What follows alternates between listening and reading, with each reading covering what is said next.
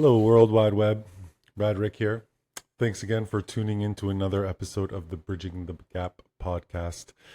Today I've got another special guest on. We connected via the Founder Institute community over the past year through their Toronto Fall 2023 cohort that we were both a part of. He's a backpacking enthusiast, an entrepreneur, and a member of my FI underground community for entrepreneurs who is doing what he can do to help others find their way around the world without having to spend a lot of money or take a lot of risks. Really happy to have him on the podcast. I'm looking forward to doing many more. This podcast is about digital nomadism, finding your ikigai, process through Kaizen, learning how to chase your dreams and become the best version of yourself that you can. Without further ado, let's get into it. Oh man, yesterday I connected with somebody who does lead generation. I Yeah. have this new promotion for end of summer. I'm trying to get 10 customers in at the like base tier because it would kind of help me survive, and put food on the table. But yeah, I talked yesterday to this guy who does lead gen, and they were like, they wanted $5,000 to do the automations, right? I'm like, are you crazy? I connected this morning with a friend of mine who he was a what was his role? He was like a recruiter, and so he used this tool to basically automate like finding the right people. And I was like, I'm gonna do this myself. So this morning I connected with him, and we downloaded the tool, and he like walked me through it, how to set it up, and I've got it tracking people down. I guess I can't show you, but it's on its way. I've got 350 people queued up for connecting, right? So I've already kind of built in the practice of doing the cold LinkedIn connecting. Usually I do it through the Founder Institute events, right? Because Right. it's already like they're already kind of qualified, and it is a lot of work, but it's pretty quick for me to get into people's calendar because I just have to say, I'm a tech founder, I'm a product person, and people are launching at the bit usually, right? And Right. so it's kind of a numbers game getting those people into meetings. And so I have a pretty good demographic, and this is kind of lining it up for me now. And yeah, I just talked to him because the guy wanted like 5K up front, to get me leads, not even like the meetings, right? And so I've automated that myself for 15 bucks. That's And I fine. told and I told the guy, I was like, the guy I know, he got a day job. And I was like, if you want to do this in your evenings, because he's in Bulgaria, if you want to do this on your evenings, if you help me kind of get these people in the door, then I have a referral, like an affiliate fee that I give people when they bring me a customer. Right. I Right. told I told them I'll give you 150% of the affiliate fee, which is like what I give my fractionals. Like if you're a fractional inside the studio and you bring someone to the table, then you get a, Right. a Right. bonus for that. And the ambition is to like help that entrepreneur start making money and make traction, like build traction so that they can make money. First you have to Right. create the doorway, right? Because when you go from an idea to to a product that has a user and delivers on some value proposition, a lot of times people don't think, oh shit, I need to integrate Stripe so that I can collect Right. money. Right. It's like it's the last thing that anybody is thinking about. And so people like really naturally they make an MVP, but they don't create a doorway to collect money, and Right. then also they have this like there's this part of being a business owner that you have to get over, is that you're delivering value and you have to ask for money for that value. And so Always I, the I case. I really I find this so often that I'm working with somebody to build a product and they're just like, okay, I just want people to use it now. Just like, okay, well, I mean, you need to make money. This has cost you $10,000 to get here. The least you can do is like ask for a donation. Be like, hey, we worked really hard to get it this far. And this is how we're going to do our pricing. We don't have all of the features that we want yet for that Right. pricing, but here's an introductory pricing level, or help us achieve our goals, like the wiki donations, like Correct. sponsor give us $5 if you think this is a great product. It's like people don't think to do that, and it's like they make a natural boundary for themselves, like a self-limiting belief that they're not worthy of asking for $5. Like, you build something that is going to help them do something for themselves every day. Right. That's worth $5 a month. It's like it's worth $5 a month as a subscription. If you're just asking once a month as a donation, that'll help you realize, oh shit, there's value in this, because that's like letting the customer vote with their money. Correct. Money is the best way to show that you're doing something right? If somebody's willing to give you $5 after they're using your product for a couple weeks, then that's like a surefire, product market fit, right? Definitely. So yeah, how did we get there? I don't You're remember. talking about lead gen. Yeah, so I mean, yeah, I have this sale. I'm only gonna let it go for the next 10 subscribers. Basically, I'm updating my prices. So part of the studio's business model is to bring in other fractionals, Right. and so to justify their time, like for me, I'm willing to like be pretty lean in my life, but if you have other chief executive officers, you need to consider their pricing as well, right? And so Correct. I've upped my pricing about 30%. And that does two things. That makes it more interesting for fractionals coming in. It'll allow me to attract better fractionals to Correct. work with us. And then it also gives me a little bit more room to negotiate with different kinds of customers. So, like, if you're pre-revenue or if you're pre-seed, I can give you like 10% off or 20% off. Or if you're from Canada and you're pre-revenue, because I charge in USD, right? If you're Oh, Canadian, right. that Right. USD is like, oh, 30% more. So I can just be like, okay, you're from Canada, you're pre-revenue. I'll give you 30% off, which is like, it's hard for people to say Right. no to 30% off. It's hard for me to say yes to 30% off with my old pricing, but with my new pricing, there's more wiggle room. Correct. And, for the people who can afford it, if you are, post revenue or post seed or seed A or whatever, then, that $2,000 a month to have a chief technical officer or technology officer or chief marketing officer, it makes more sense, right? Right. You And so guys are yeah. doing fractionals for everything now, or Yeah, so it's a fractional studio. Right now, I'm the principal chief technology officer, and I'm kind of the chief product officer. But I have a marketing officer, and if I have a client who comes in and says they want a CMO, then you pay the fee, and then he takes most of the fee, and I take a small portion for the company.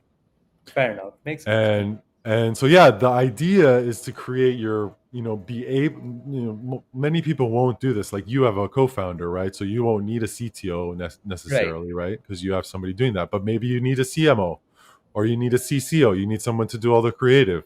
You need an Correct. operations officer. Maybe you need a chief revenue officer, right? And so there's room for those types of CXOs in the studio. And the idea is, like, someone like you can have as many chiefs who are fully working with you in that capacity, but just in part time, right? So you might Right. if, say, you have $5,000 for your chief executives to execute, you could say, in Q1 we're going to focus heavily on creative so that we can feed marketing in Q2, and then in Q3 we can have a revenue officer who's like making all the things go, right? And then, so like, your creative officer is still on board in the lowest tier, so they just have like a weekly call with you, right? And your marketing has a weekly call with you, while your chief revenue officer is like doing an hour per day with you, right? To really Right. maximize their value. So you have these three chiefs who are essentially working with your product company full time full time, in that they're there for the long run and they're accountable for, that part of the job.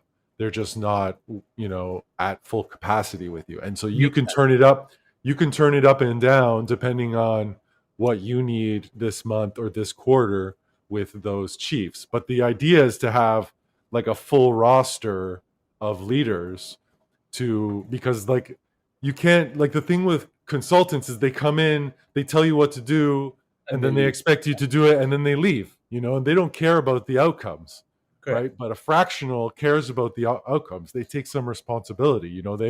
They show up and they want to check with you to make sure that the creative is hitting, and that the marketing campaigns are hitting, and that the creative strategy is working. And that's the difference between a fractional leader and not. That makes So sense. yeah. What do you think of that? No, that absolutely makes sense. I've actually been dealing with a lot of fractional people lately. A good friend of mine, funnily enough, has a go-to-market fractional business where he does Hmm. fractional sales for Hmm. uh, companies who are based outside of North America, trying to break into North America. So, been kind of being involved more in his world, just kind of understanding what he's doing as Yeah. well. Yeah. Um, and no, the fractional side is really Yeah. picking up, and it kind of makes sense, right? Like if you're someone who doesn't have that much money to have a Yeah. full-time CFO or full-time Well, CFO, yeah, whoever. So it makes sense you have them in whatever times you need help. there is kind of a difference. Like, people are throwing around fractional, but they're just consultants, and they're just like saying, Right, "Oh, no, right. we're part-time consultants." That means we're charging less than our full-time counterparts. Correct, correct. That's not necessarily leadership. And so there is value in separating the two things, because I'm specifically talking about CXOs. And so what that means is, like, you have to have been a chief X officer at a previous role. You have to have 20 years experience in that capacity, and 5 to 10 years, under your belt, leading some, some company, even if it's your own, in that capacity. So Of course. there's, obviously it's a case by case thing. Maybe your guy who's doing this go to market strategy has that experience, but a lot of people, like, are seeing the word fractional. I think I saw an article in, like, entrepreneur.com, when they were talking about the number of people who are using fractional, and their LinkedIn has skyrocketed, from like hundreds to like hundreds of thousands of people are all of a sudden using Right. this term. And so it's kind of like the keyword of the year, I feel like. Last year was AI, the year before that was NFT, the year before that it was something else. Oh my god, it's No, always I feel something. it, because everyone who's a freelancer somehow these days is like calling themselves Yeah, fractional. it's not the same. That's why it's worth having the conversation of changing it, of differentiating one from the next. So No, that makes sense. That yeah. makes sense. How's it going with you, bro? How's it going? It's been a It while it has been a since while. collision conf. I agree. Collision was fun. It's It was been going great. well. We launched our product in July, so things have been starting to pick up. Customers have been coming in. We've redesigned our platform, so Cool. getting some good traction from backpackers as well out there. Sweet. I'm flying to Panama on Wednesday, Hey, so you're super gonna stoked. fly over my head. You're going right over my head, dude. I'm in Nicaragua. You should have come Oh through wait, you're in Nicaragua. Nicaragua right now? Yeah, I'm in What? San Juan del Sur until January. Man, I'm Oh, not paying. I'm not paying mortgage in North America. Are you crazy? I'm building a business. that's fair. I didn't know you were in Nicaragua actually, so Yeah. that's cool to know. Yeah, so I'm going to be going above Nicaragua, and then I'm going to Mexico City because Sweet. I don't know if I told you before. My brother lives in Mexico City. Oh, really? Uh, No, you didn't. yeah. So he's married. He has kids as well. He just had a second baby, so my parents are flying Oh, out. congrats. Uh, Congrats. Oh, thank you, that's thank nice. you. Fam jam. Exactly, exactly. So it's going to be a good week of just meeting family, just relaxing, getting some home Sweet. cooked food by my mom. Oh, Exactly. I'm so stoked, man. Like I cannot tell you how happy I am you want about to that. eat? I know I my mom's gonna happy about that. Be can't happy wait. but Yes, she's um, gonna make you a little bit fatter and happier. exactly, You're too exactly. skinny, man. You're too skinny. Me, I'm getting skinny over here because I'm so far from my mama. That's why I'm down here. where are your parents at right Oh, now? they live in Toronto. Yeah, my mom Oh, lives in Toronto. Yeah. no, that's fair. That's fair. But I mean, Nicaragua at this time, like you're probably in a better place. Toronto has just been weird, man. Like the weather has been Is it? so Yeah. weird because it Is it was hot, so hot cold today? last week. Yeah, it's really weird. It's like last week it was freezing cold. You go out, you're Mhm. like wearing a hoodie and a jacket. This week it's so hot you can't even be in Yeah. like a singlet right now. Like it's a weird kind of weather situation going on, Yeah. but it's going to be fun. In terms of the business progressing as well, figuring out like some things on the pricing side, the donation Yeah. side of things also makes sense. I might be looking into that as well. Yeah. Thank you for Well, how the do idea. you do it? How's the like how do you do the monetization of is it like a monthly subscription or what do you do for Hostel Yeah, Match? so we have two revenue streams of how we're monetizing HostelMatch. One is we have a transaction model where our base product is free for the user, right? So, for example, if let's say you're a backpacker wanting to find a hostel in Nicaragua, you come on our platform, you find the hostel, and then we'll redirect you to a booking platform like Ah, hostelworld.com and Expedia. gotcha. And the And booking you have an platform affiliate fee there. exactly. So they Okay. pay us a percentage of the revenue that they make. But Cool. then we're also starting a subscription service where backpackers can get an annual membership with us, which is going to be Mhm. fairly low. It's going to be like a $50 annual plan where they get Cool. access to discounts across hostels across the world. So So you'll like get $5 a month. yeah, not even like it'll be $4.5. You'll get access to Mhm. discounts on hostels. You'll get access to discounts on things like Viator. You get access to discounts on things Mhm. like co-working spaces like WeWorks and things Mhm. like that, eSIMs, travel How insurance. much is So the discount? Is it variable or? yeah, it depends. So on average, the lowest discount would be anywhere around like 7 to 8%, but then it can go up to like 35, Oh 40% as wow. well. Is that up So to the who's that discount through? Would that be through the actual hostel or would it be through the booking platform? it'll be through the actual hostel. So you're actually Okay. getting the cheapest price available Uh-huh. online. Uh, Okay. it'll be on hostels, but then we're also partnered with things like Viator. Mhm. We're partnered with like eSIM companies. So if you're buying an online Mhm. eSIM, you get direct Cool. discounts So through you them. have these kind of like upsells? Exactly. So we have partnerships with all of these different providers.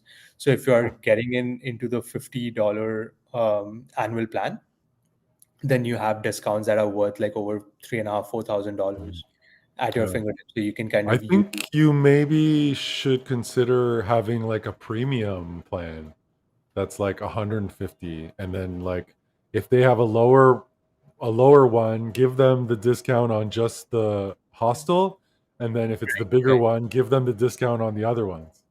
No, that's kind of the longer term plan. Since we're kind of newer in the game, we also want to make sure that we're Yeah. attracting more customers. So the first year's focus is more on getting as many people to use the product and platform. So we Mhm. kind of build that brand awareness out there. But it's exactly what you mentioned, right? Like uh, when we do have that traction at the end of the first year, Yeah. like second year, we're going to create different pricing.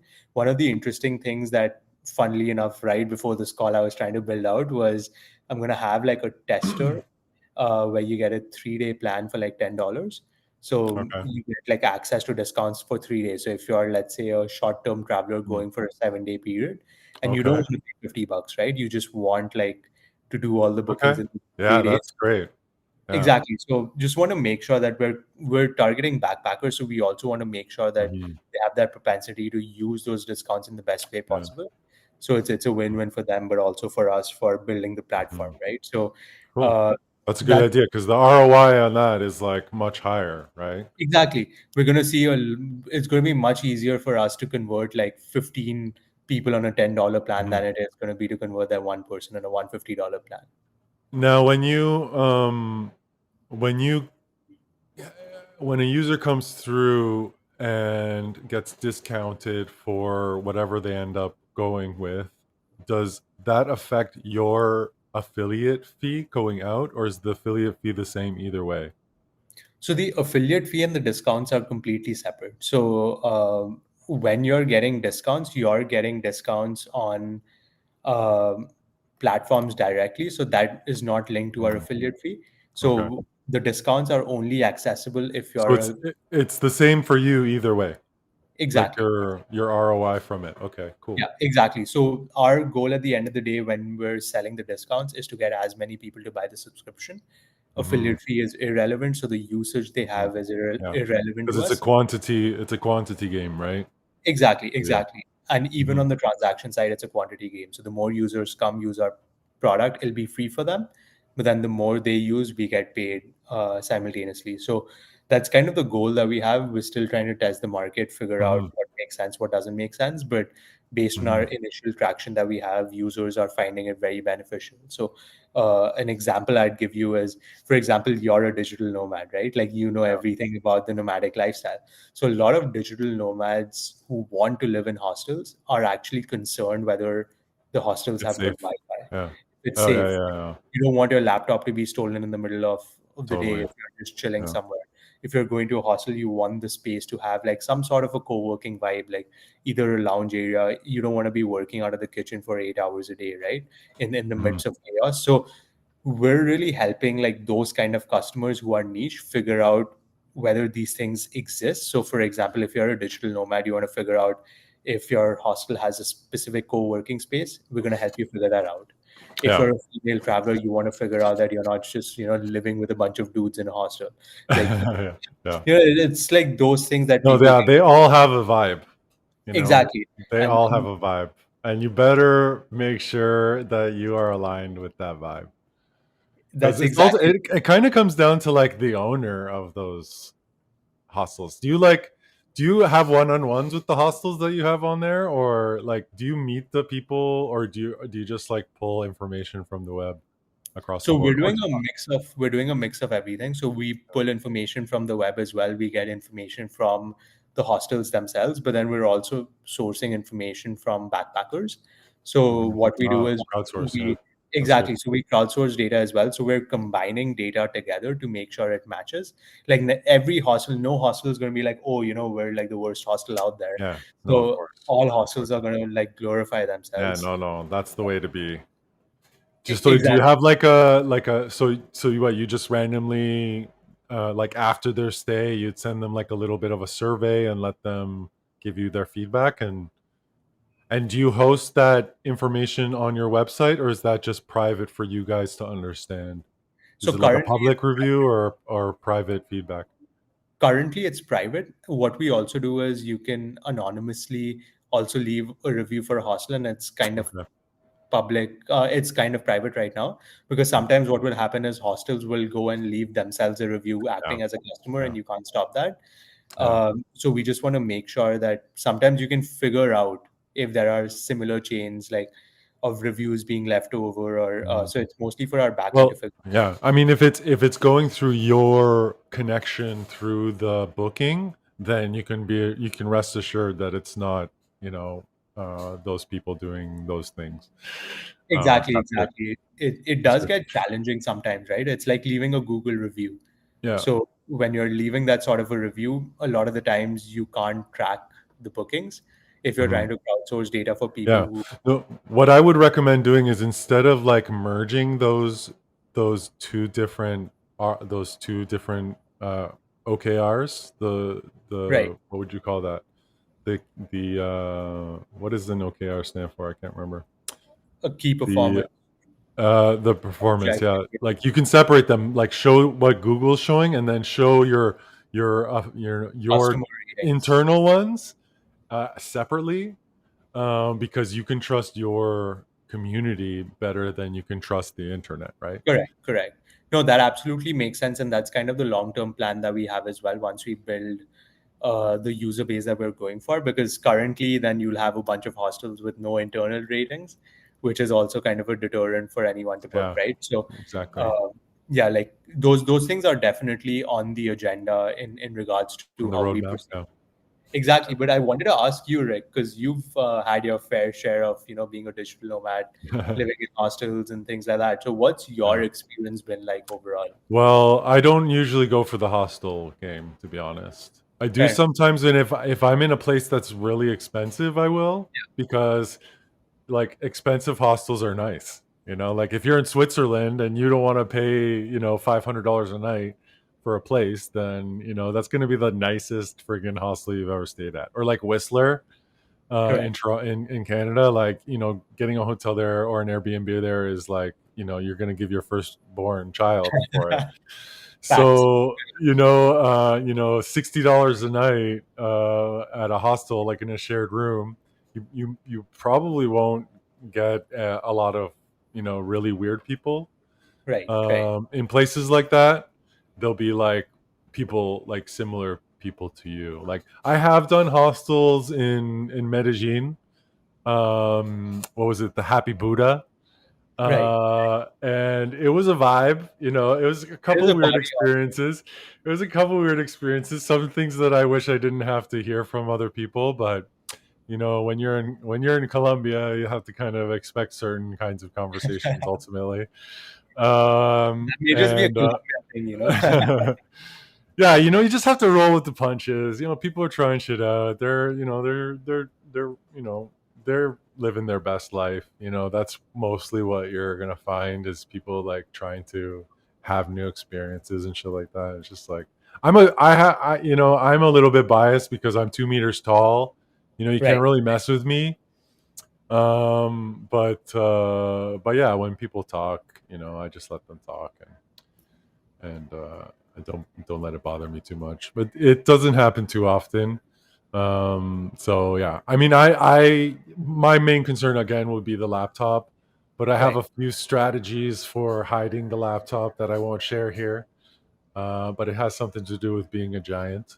That's fair. And You are I a can tall. usually I can keep my things away from most people, and when you leave North America, as long as you're not in Holland or something, you Right. can keep things out of reach of children, so to speak. No, that's So fair. That's fair. And honestly, like safety sometimes is a concern in like certain countries and places, like 100%. But yeah. there are a lot of ways of getting about it as well, right? Like you get like private rooms and things like that. So you can Mhm. completely kind of Yeah. supersede that Yeah. in that regard. And if you're traveling a lot, like I find that if you're moving, if you can find your people, you start like traveling together, like and making plans together, right? As long as you're not there for a week and then going home. Like if you're doing like a 3-month tour, you'll find your people, and as Agree. long as you're flexible about where you're going and how long you're staying, it's like that flexibility can create like a connection with people, and it's very easy to like all of a sudden have a gang of like 5 to 10 people, and you're all like trying to figure out what the next place is and where to stay and how to get around.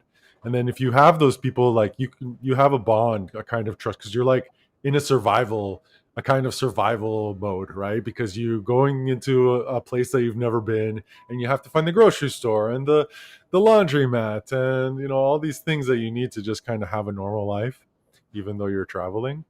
And with those people, you can get the private rooms, right? You can book a private room, and then you don't have to worry about those things. Exactly. And no, that absolutely makes sense. And the one thing I also wanted to say is, even for me, even though I have a company that's based on hostels, not every place I go to, I like to live in hostels. When you're on a 2 month, 3 month trip, you're like fed up of hostels after a point of Yeah, time yeah, because the social energy and battery that you require to it keep does take a lot. talking to people, Yeah, it yeah. takes a lot, right? So like there are days or there are like even weeks, right, in between where I'm just like, okay, I just want to live in an Airbnb because I just want some peace and quiet Yeah. and just be to myself. Like I don't want to talk to anyone. I just want to Mhm. like relax. But what you said makes sense. Like when you're on your trips, when you're traveling, you end up finding your group of people that you're going with. I actually have a very funny story that we can dive into as well. But you meet these kinds of people where you realize like, oh shit, like this person is very similar to me and they've been to like XYZ places. So let me also go to XYZ places because I know I'm going to Mhm. like it, even though I Yeah, might have a separate plan altogether. yeah. Yeah, I mean, I would, if I like those people, I wouldn't want to. necessarily backtrack on their plans. I might Right. join on their future plans and just keep note of those places, like to do, to do later.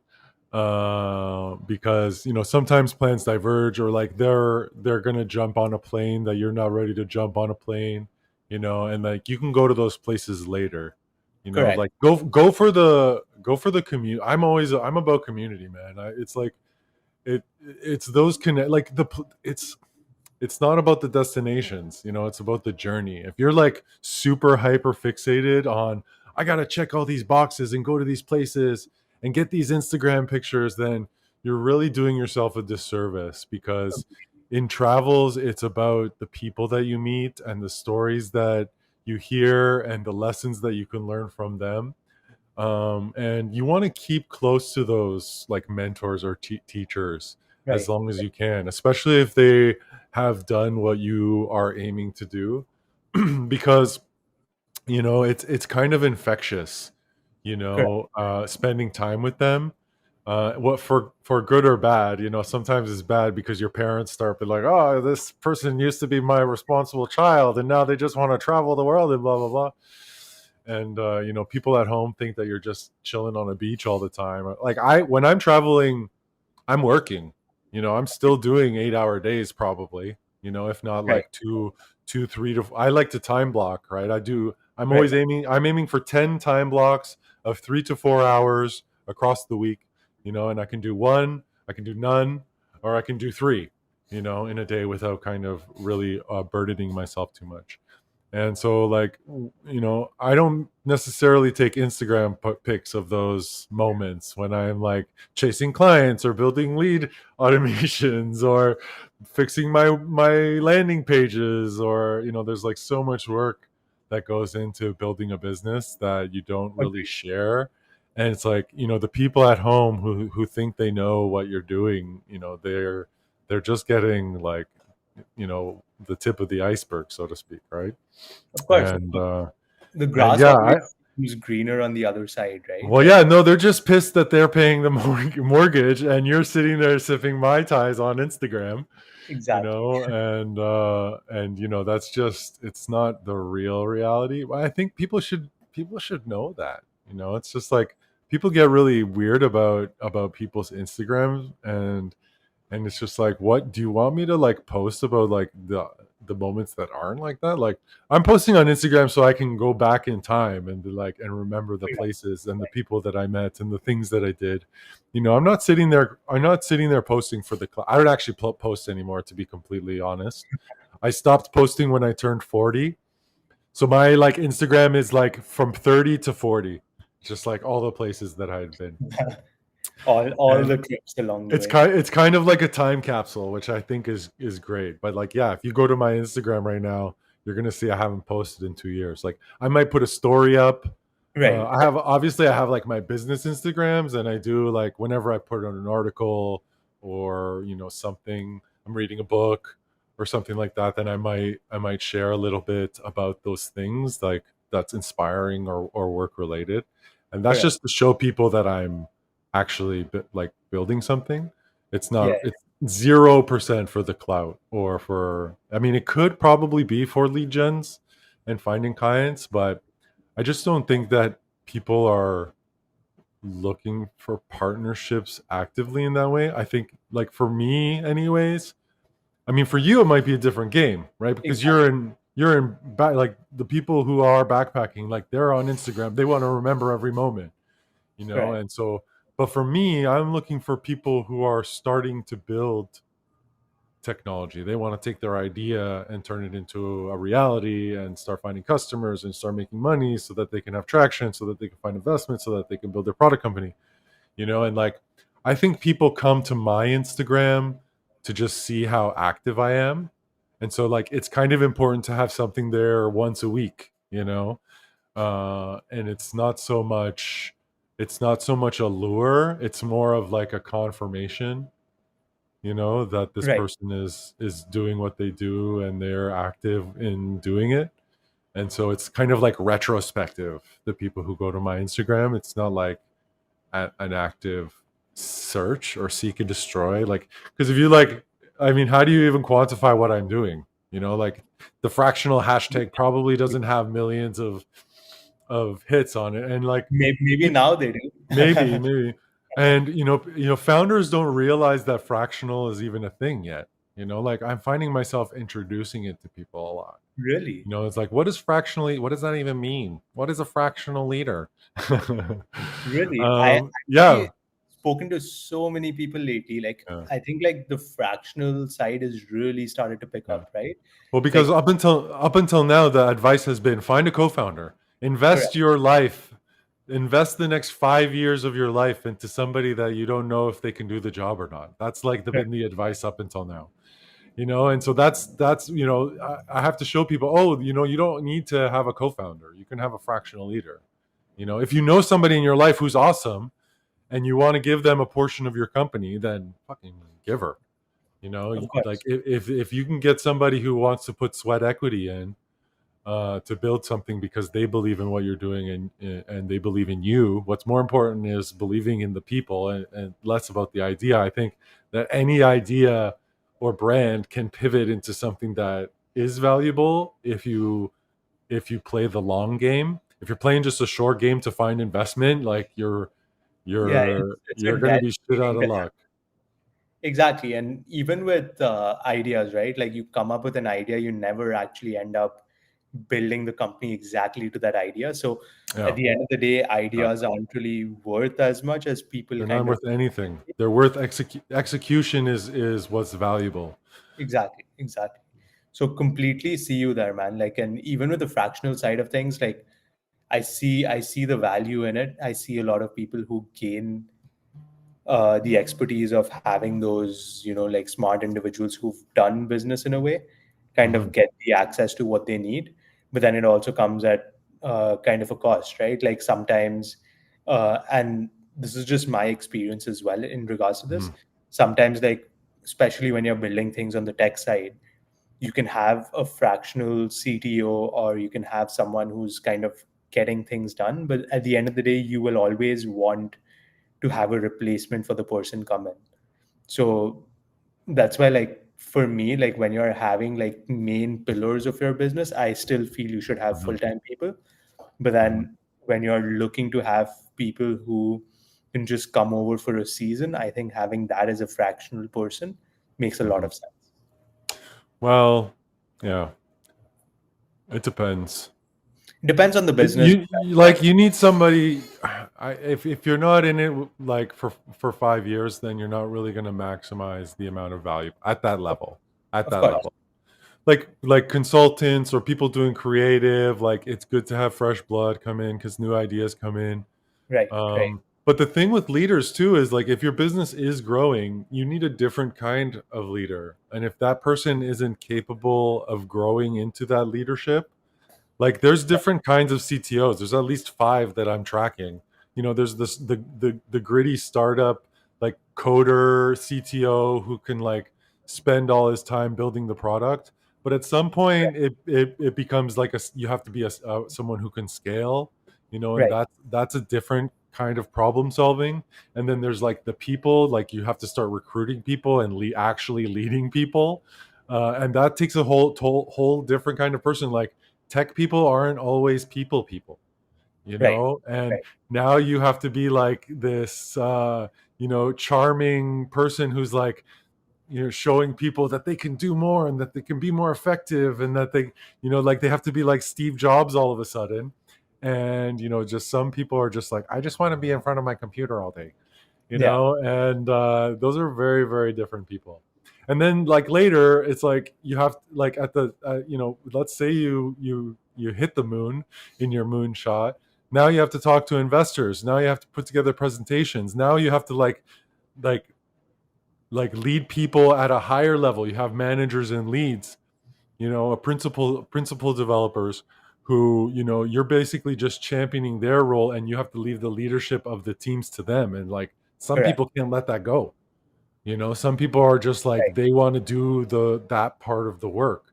And so like if they can't separate themselves from being the CTO and actually affecting change at the code level or at the like people management level, then yeah, you need a different person for sure. No, that absolutely makes sense, right? Like as you said, depends on business to business, depends on the kind of people they are as well in Mhm. that regard. So completely see you there. But how has your experience been like, working out of Nicaragua and working on the fractional side of the business? It's been good here, man.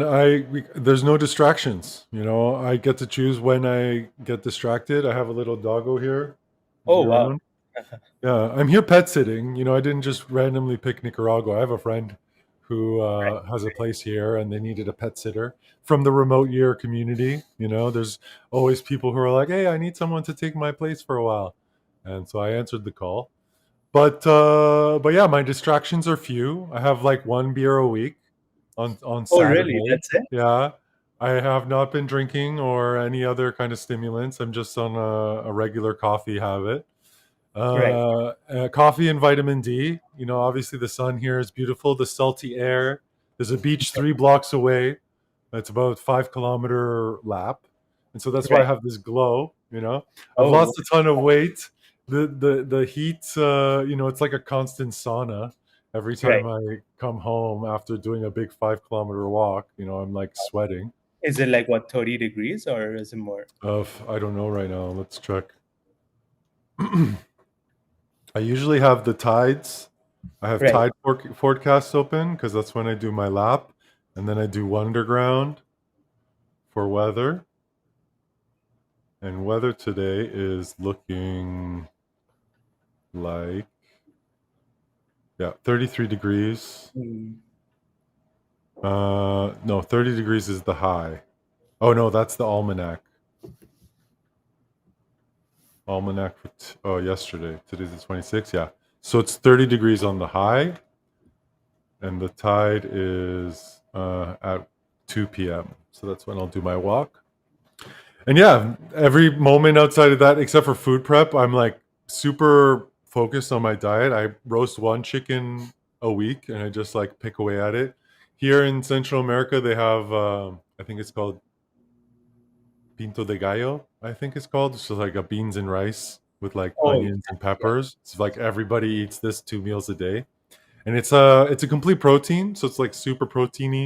And I throw a little chicken in there and I throw a couple of fried eggs on top, Right, right. and I break the yolks, and it's just like you mix it all up. It's kind of like a poke bowl, I know and exactly what you're talking about. oh, it's so good. I can eat it every day for the rest of my life. It's I'm delicious. hitting Central America soon, man. Like, trust me. So good.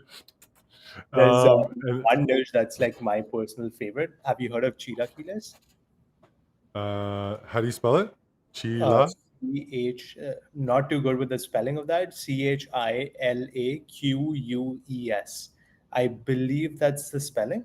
It's this Mexican Okay. dish. It's like, imagine nachos, but then on the Mhm. nachos, you With the have sauce and stuff on top. Yeah, yeah, yeah. exactly, you have the So you green have wood. this like a little bit crunchy, but it's kind of And getting like, stuff. Yeah, holy shit. If you can get your hands on that, like, yeah, please try and eat that because yeah. the same experience as you mentioned, right? Like you Yeah. have your base instead of rice, you have these nacho chips, and then you have the green verde sauce on it. Hmm. And then you have a little bit of onions and that fried Hmm. egg. When you open it, the Yeah. yolk spills out, and it's just like Ay, ay, it's ay. next Ay, level. mami. It turns you into a Mexican, eh? You're like, ay, quiero más. ¿A Exactly, dónde man. están mis Exactly. chilaquiles?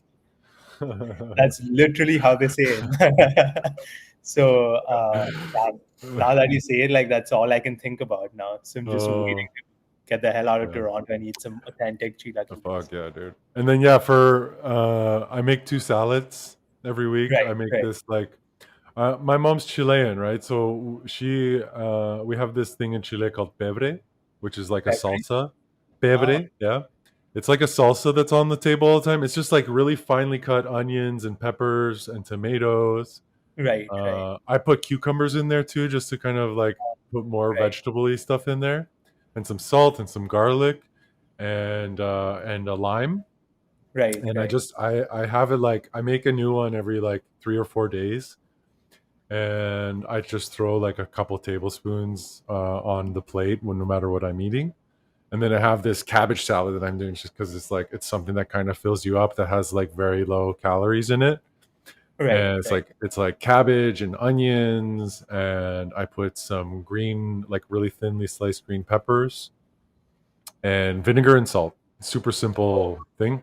When you throw that all together with the rice, and it's just like, oh, it's epic. And then the only other thing that I'm only eating 2 meals a day. One of them is the rice dish, right. and the second one is just like a corn shell taco thing. And so the avocados here are like this, so Oh, you have like one avocado every like 3 days. You just like take a little bit away out it, or you could have like you could literally have a like a whole day's meal on one avocado. I'll send you a correct. picture after.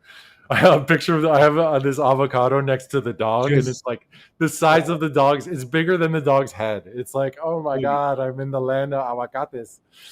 that that sounds amazing, man. Oh, That it's sounds so good. amazing.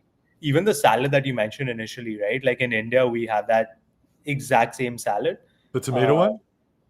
yeah, the tomato, cucumber, Mm. pepper one, and then they add a little bit of cumin and stuff just to make it more Indian Mm. flavored. Yeah. So even What's it at home, called? they just call it a salad, man. I have no idea what it's called, but I think like when you call for a salad in India and like I don't know if this is available in mostly in restaurants and stuff, but this is mostly what's made in my house back home. Yeah. So whenever like my mom or my grandmom's trying to like make a salad, like that's kind of the go-to salad that they kind of Yeah. make. Yeah. Right? Love it. But it also sounds very similar now that you say it to ceviche, which is like without the fish. Yeah. Like non-fish ceviche also is kind of similar, right? Like with Mhm. the lemon juice squeezed on top. Mhm. Yeah. They do a lot of ceviche here. It's So delicious. which country formed the ceviche? Was it Peru or was it Chile? Because they're all Chile. Chile, motherfucker. that's what they say about the Pisco as well, man. I don't know which Yeah. one's Yeah. point. Well, let them fight about it. This is the kind of battle between countries that I am okay with, I agree. I agree. Like food battles, I'll take every single day Food of the week. battles and hockey battles, that's I'm for them. Fair enough, man. Fair enough. That's wild. But it's really interesting that you're living in Nicaragua for like a couple of months. I Yeah. wish I could do the same as well. It's a vibe, You got to right? get Like rid of that apartment. We throw it up on Airbnb, man. Use what's his Des use Dez's products to that's true. I don't know if my building allows Airbnb. That's the issue of living in yeah, downtown, yeah. where they're so strict on like the Airbnb rules that if you're caught with Airbnb, you're evicted right then and Mhm. there. Yeah. So they're pretty strict in that regard. But Are you renting or do you own? I rent. I rent. I Yeah, okay. wish.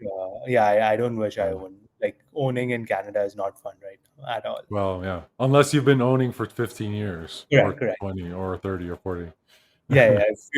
If you're like making a good appreciation on your land, like it's good. If Yeah. not, like not the right time. Like heavy Yeah. debts along the road. But yeah. Yeah. House poor. House poor. Sorry, Unless what? you have house poor, I say. I call Oh, it what's house poor. House poor, like oh having a house mortgage. poor. I heard house like like pouring of rain. I was like, what No, what kind no, POOR. of okay, okay, got it, Because got you it. might have a house, but you're stuck. Oh yeah, that's kind of the reason why, like I've been thinking about it as well. Because Yeah, long term, I don't know if Toronto or like Canada as a whole is the right place to live in. yeah, It's just so expensive, man. Like you mhm, think about it, like if you're having a family in the future, like yeah, owning a house you're just living in general is just like it yeah. doesn't make sense. It's really appealing. Like I'm looking at the real estate here, and it's like for $200,000, you can have a utopia of a place, and it's like overlooking the ocean. It's on the side of a cliff. You have a little pool and a nice little terrace. It's just like, Right. ay, ay, ay, quiero vivir aquí. True, true, true. Even Mexico for that matter, right? Like I was Yeah, looking at some properties in Mexico because Tulum, right? In Mexico. yeah, yeah, of course. Yeah, Yeah, yeah. So in Tulum, like they opened up a new airport and stuff. So that yeah, area is like prime real estate. So if you buy stuff yeah. now, you're like making a But bank. the cartel's there. You have a cartel problem in Tulum. It's true. It's You true. can't. You don't want to go after a city that it has a party scene because wherever there's a party scene, there's a drug scene, and wherever there's a drug scene, there's a cartel problem. It's a very good point. It's a very good point. So, like, find yourself a nice seaside Right, town right. that isn't gentrified yet, that has kind of good tourist Right, attractions. right. Like, that is a good beach town, a good fishing town, a good scuba town. And you can get in 10 years, 15 years before, like, Hmm. it starts getting attention. And if you can enjoy it for that 15 years and then sell it for 15, 20 times what you bought it for. And Correct, correct. it won't owe you anything because you've been enjoying it for 15 years. That's true. So That's true. that's my advice. There's lots of people here in San Juan del Sur who used to go to Costa Rica, but Costa Rica now, because it's so gentrified, like, if you go to, like, where was I, in Nosara? I went there last year or the year Where is before. Nosara? Nosara, and it's like No Sarah is how it's spelled. Okay. You can Google it. It's basically an American village, and it costs like $18 for a pizza, like the same price that you would pay in North America. It's a big pizza. It's a pizza clearly for Americans, but the ROI that they're making on those ingredients is insane. There's like $1.50 worth of ingredients on there, and they're charging you almost $20 to eat it Right. because you're an American and you don't give a fuck because you just want that pizza. And like pasta dishes, it's like 16 $17 for a pasta dish. It's like, that's like 40 cents worth of flour and some cream Exactly. and some cheese, and it's just like they're it's not tenable to, like, if you might as well just be in North America if you're gonna live like that. And yeah, you have a nice view, but the view isn't worth it, in my opinion. I agree. I agree. I know exactly what you mean, man. Like there are places these days which has just gone like out of hand. If you think about it, like it's absolutely insanity. Like even Cancun for that matter, if you look at Punta Cana, like these places Mhm. are so touristy. Like even if you're going to these countries and figuring things out, it just feels like you're in the US amongst Americans. And I Yeah, don't know, like you might as well go to like Miami at that point if you want to have the yeah, same experience. So yeah. Well, that's what I mean. Some Americans are just afraid of foreigners. Like, they're just scared to travel in general, and so they go to places like that because it's feels like like home. there's like people around them that aren't scaring them. This is why I think it's important to know two languages, because as soon as you know two languages, you're like, oh, I have a superpower. Agree. Agree. I can go to a country that I've never been to before and at least communicate. Because it's like scary going to a new country, and it's even scarier when you think you can't communicate with everybody. Because like you're in survival mode already, and then you're in Yeah, survival mode and you're a mute. It's like agree. Agree. that's a huge mountain to get over when you're not a traveler. you It's know funny you bring that up because like the first solo trip I actually took was based on those two primary reasons. yeah, So the story I wanted to tell you before yeah, let's was hear it. yeah. So I don't know if I told you about this before, but I am huge introvert. I used to be a huge introvert. I didn't like talking to people. Still somewhat kind of am an introvert when you think about it, but I took my first solo trip as a challenge to myself because I was like, I want to go to a country where I cannot speak the language. And I want to really throw myself off my comfort zone to such an extent that I have to, like, go out of my shell and talk to people and like Hmm. make things happen. And coming back to your point of, how uncomfortable you feel in that situation. I remember I went to Eastern Europe. I entered Prague and I had a ticket out of Budapest. So to my parents, I straight up lied to them. I said, "Oh, I have like a full itinerary for 30 days." Like, they're out there like happy that okay, this kid is like he knows what he's That's a doing. plan. Yeah.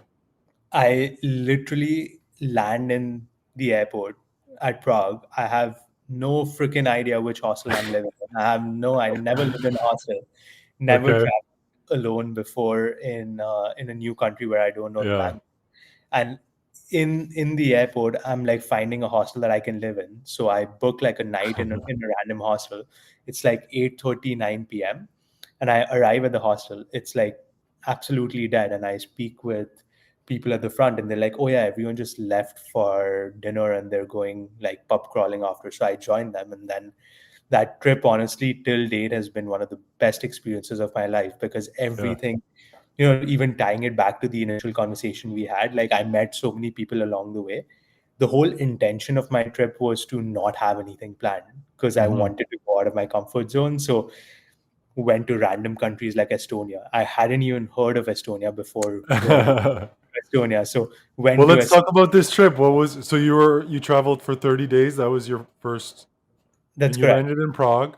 Yeah. What did you where did you find yourself in Prague? What was your like your the coolest place you went to, or the Oh, Prague coolest was awesome, man. experience? Do you wish you could launch your business without the need of VC investment? How would having a full board of chief executives by your side change your business? We're talking about a CEO, a CTO, a CMO, a CPO, a CCO, a COO, a CLO, and a CFO. It's an easy way to add $100,000 per month burn rate to your business. Did you know that you could have all those people on your team for as little as $2,000 per month? A fractional is a part time, fully embedded leader. The only difference between a fractional and their full time counterpart is that they're part time. They have senior level domain expertise. They have a strong record of leading people and organizations. Their outcome is capably building and driving sustainable growth for the long term. They're fully accountable for the business results and operating on a day to day rate or retainer. And they operate as a business leader at a fraction of their full time capacity.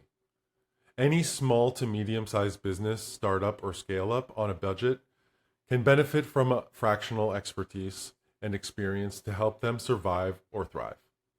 That's what we do.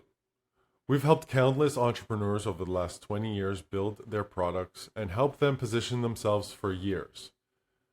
We've tried hourly pricing or fixed pricing and value pricing, and it's always expensive when you are bootstrapping. To come up with $20,000 to $50,000 to implement a scope of work. That's why we've switched to subscription pricing, so that you only have to pay for what you need when you need it. When you need us a little, we are there for you a little. When you need us a lot, we are there for you a lot. When you sign up by September 1st, you get started for only $250. Build the company of your dreams without selling your soul to investors. Beeline it straight for product market fit. Start delivering value to your customers and get earnings as soon as possible to pay for your business instead of ruining your cap table. My guarantee, meet with me for 1 month, and if you do not see the value in continuing, you can cancel at any time. No obligation to continue after your first month. What do you have to lose? You're going to have to spend millions of dollars to build your company. $250 to have a leader by your side from the start is an extremely great value. When it comes to time to increase the need for that leader, you're already plugged into the best pricing possible for our subscription model. Sign up today. The video, because if you go straight into another video, it'll cancel out the save Uh, and you can lose the first the hour, which one. is like, no. It It's looks like like, it's happened to you before.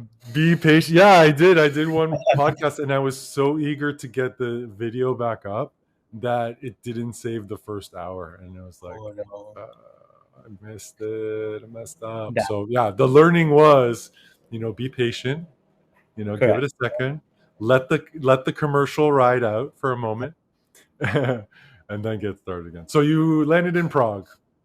Yeah, so I landed in Prague. What was really cool about Prague was, so I'm an artist on the side. Like I love to sculpt. I'm a huge like art enthusiast. Even when I was in France and stuff, I've been to the Louvre Museum, spent like days there. Mhm. So Prague has one of the best art scenes. You go there, even on Mm. the bridges, you Like have the like bars and stuff are all yeah, it's all these underground bars which are like yeah. like they old bomb shelters and shit like that. exactly. You have all these dive bars. You have like the classic description of like speakeasies in Prague, Yeah. and the vibe is just fantastic. And then even when you're going on the road, like the bridges and stuff, Prague is known for its bridges and castles and Mhm. things like that, right? So when you're walking even on the You're just roads, it's like just in awe. You're just like, exactly. It is so freaking beautiful. yeah. Like people just painting in the street, like you have street art happening. It's just the vibe is insane. And then I crossed this place, which is a five-floored what's it? It's a five-floored like party dancing area, which is Okay. 5 stories of dancing. I'm just like, holy shit. Firstly, I don't know how to dance, but it's okay. I'll take it. You go and you dance and Nobody knows everything. how to dance, dude. It's a flow state. You just have to let the music make your body move, man. Agreed, agreed. And it's just like as a city, Prague was something that like visibly surprised me.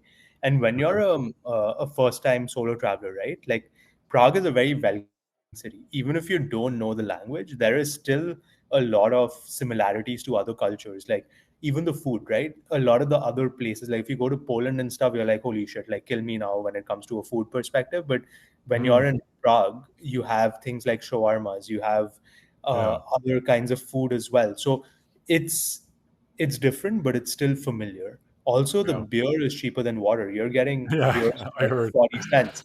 So the Yeah. first can of beer I had, I was like, what the actual hell? Like, I was Yeah. getting like a bottle of water for €1.50, and then you're getting like a beer for like 40 cents. So you're just like, your I mind is love blown. it. You're just Yeah. kind of wrapping your head around it. So Prague was dope, and then after Prague, I wanted to kind of go to Poland, so I went to Krakow. And Yeah.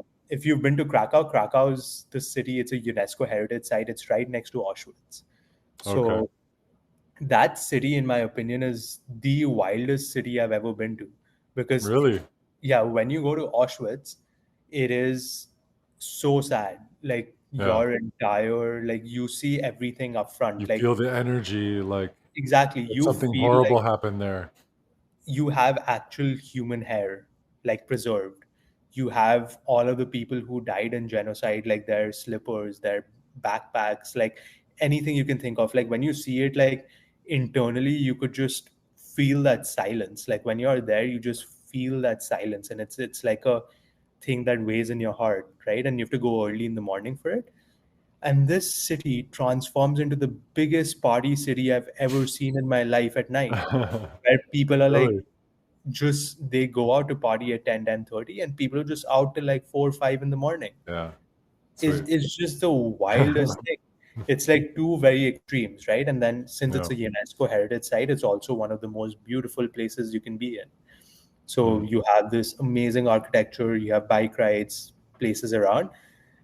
And then after that, I went to one of my favorite cities as well, Tallinn in Estonia, Mm. where Tallinn, I would say, is like a city that you feel like is out of Harry Potter, where you have these stone cave looking things. You have food that's like oxtail based. It's more like meaty, hearty. You go there, there's like beautiful sceneries with like the water and things like that. But also at the same time, you have like these amazing hikes, a lot of culture. And then to balance it out, after Tallinn, I came back to Budapest. And Budapest is like a whole different vibe. You're like Yeah. partying like there's no tomorrow on the water side. Amazing food, amazing people. I went to a nightclub which had like 27 rooms for 27 different kinds of genres of music. I didn't even Mhm. know there were 27 different genres of music before that night. It's just the entire experience of that trip, honestly, Rick, was so amazing to me that post that trip, I made it upon myself that every year I'm going to take one solo trip in a place Nice. that I've never been to before. So, yeah, like the When was that? conclusion of When did you do that? this was in 2019. So I graduated from Oh, university in okay. 2019, and then I did like a month-long trip where I was just exploring all these things and also learned a lot Mm. about myself, to be honest. So About what? it was a really cool experience You learned a lot about what? about myself, Oh, because okay. Yeah, yeah. I never thought I could do something like this, right? So Yeah. when I was able to, it was like, okay, I am like, I knew I was independent, but I didn't know I could be that independent. And when you go on a solo trip, it really changes your perspective, not just Yeah. towards things, but towards yourself. Yeah, because you have to rely on yourself and realize that, the things that you thought were scary aren't actually scary. It like flips your own like self-image, your perceptions about, the world that you live in and the things that you're capable of. Exactly, exactly. And you're absolutely right, right? And you meet people along the way. And when you're in Europe, what like amazed me was you have these kids who are like 17, 18-year olds who are just like graduating from university, and not even university, from high school, right? And then they're taking like 3-month long trips. So if like these Yeah. kids can do it, then why can't you? Like it really Yeah. gives you this sense of confidence in yourself that because Hmm. North America, it's not as popular. Yeah. You've lived in North America, you've grown up here, you It's know that. different. Like in Europe, it's like going to Montreal. You can hop Correct. over to another country, and so traveling is a little bit different. It's like, from Toronto to Montreal to Quebec City to, New Brunswick to Nova Scotia. That's 5 countries instead of 5 cities, I and agree. So it's just far not away. as cool. I mean, going to Montreal is cool from Toronto. Toronto's cool. Montreal is cool. Quebec City, in the walls. New Brunswick, oh, Exactly. that's Quebec not City like is going to nice. Belgium. I we can't shit on Belgium, man. Like some places in No, Belgium. you can't compare Belgium to New Brunswick. I'm not shitting on Belgium. I'm shitting on New Brunswick. Oh, okay, okay, okay. I agree with you there. Like, no, no, no. That's absolutely true. And also, like the connotation of traveling, right? Like out here, when you're traveling with groups. Yeah. Even like you're going with your friends, you're going with like other people, your partner, your parents, whoever. Out there, like you're traveling by yourself, which changes the entire Mhm. game, your outlook on everything. Totally. So it's really cool. But how about you, Rick? Like when was the first time you went traveling alone? Oh, by myself. Well, first I was van lifing. I van Hmm. lifed. I sold all my things in 2014. Right. I had a job in Ottawa, a startup I was working for 3 years that I ended up leaving. And I took a job in Vancouver. I started looking anywhere. I looked in Montreal, I looked in Toronto, I looked in Calgary, and I Right. landed one in Vancouver. Right. And so, yeah, it looks like April is always a season of change for me because it seems like I'm always doing something new starting April's. And I went out there, I started working for a company, and I was just doing short term leases, like monthly leases, because people wouldn't rent to me. You need to have like a year of working with a company to like get a lease or whatever. So I couldn't really find a place to live that made sense for me. And Is so this I in ended up in Vancouver, yeah, because I wanted to live in the center. I wasn't going to live in like, Poco or whatever and commute. I hate commuting. And I was Right. like downtown Ottawa. I had this nice loft in downtown Ottawa. I was like right next to the canal. I could go for a skate every night, and it was Right. beautiful. It was a great, great spot to live. And so I wasn't gonna live like in Burnaby or Surrey or something like that, Correct. and like spend 2 hours a day in the fucking metro with a bunch of sweaty people. And it was really expensive, right? So it was like $2,500 at least to get a For a one place bed. for like, yeah, for a little nook. And I found at first I did kind of like a house sitting thing. I had a couple friends, did did my first Burning Man and my first Shambhala, which were transformative on their own, but I made a lot of connections through those experiences. I had a couple friends, or a group of friends that were like a fire spinning group, Right. Right. and they were kind of seasonal workers, I guess, like massage therapy kind of people. And so they would have seasonal work because they would have sporting. Uh, their clients were all like athletes and stuff. And so in the winter, they had a little bit more time for themselves, and so they would go for 4 months down to Central America or whatever. Makes And sense. yeah, okay, you're there.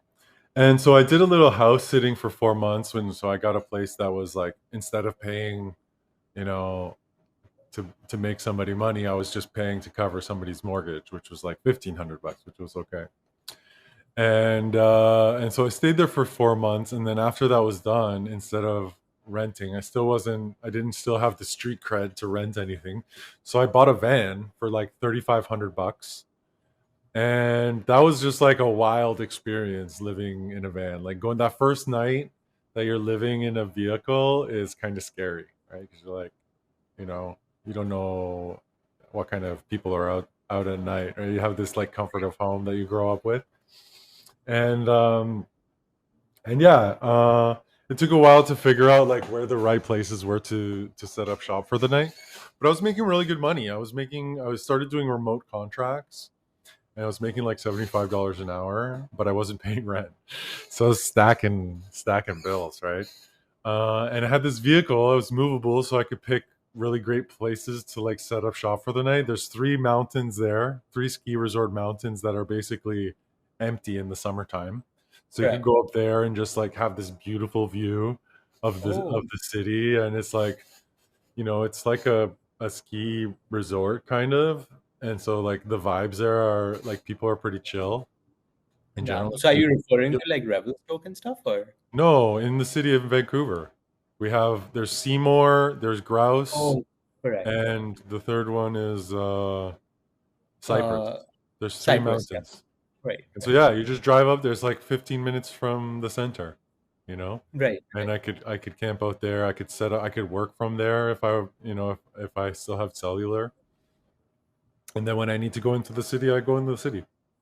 And there's a few parks like in the center or in East Van that I could put the van next to and basically have this beautiful front lawn.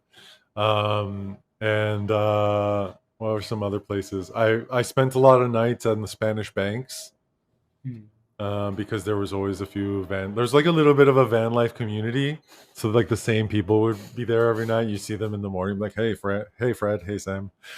um, and I know The beach. exactly the place you're talking about. Yeah, It's in back. the Spanish Banks, they have like showers and stuff, like outdoor Yeah, yeah, because yeah, it's I know. salt water.